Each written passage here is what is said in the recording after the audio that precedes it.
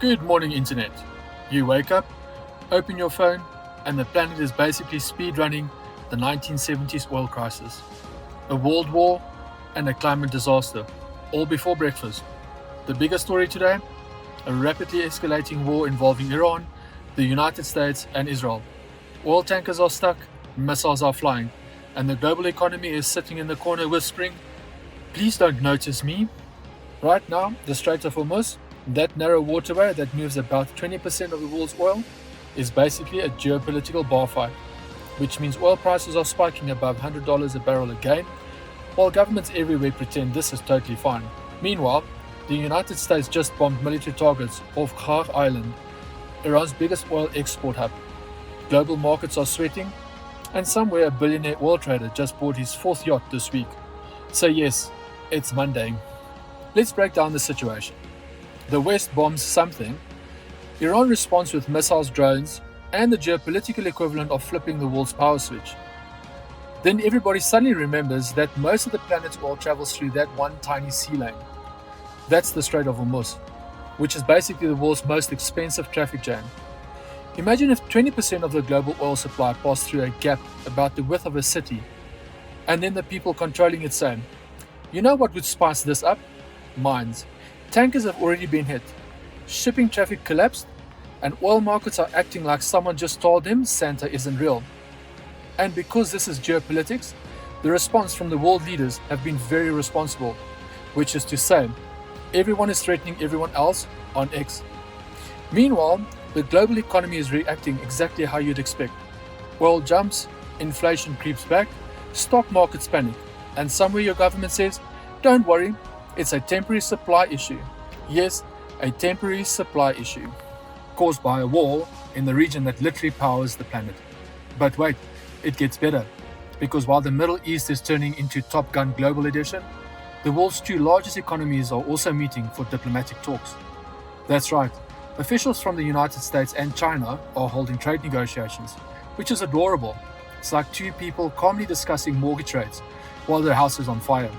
And then, because the universe clearly enjoys dark comedy, North America is simultaneously being smacked by massive storms, blizzards, tornadoes, ice storms, because apparently the planet thought, war and energy crisis? Let's add weather, DLC. Now let's quickly talk about oil markets, because nothing reveals how ridiculous civilization is quite like oil traders. These are the only people on Earth who can look at a potential global war and think, interesting, but what does this mean for Tuesday futures?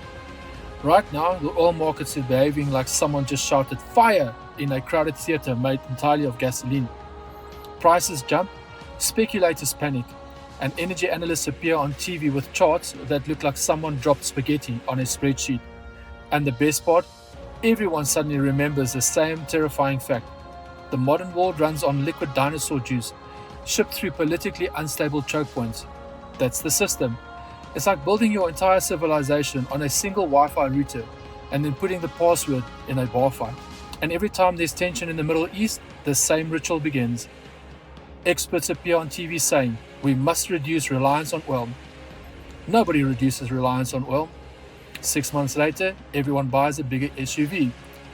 Humanity is basically a species that discovered fossil fuels and said, "Let's burn this for 150 years and see what happens."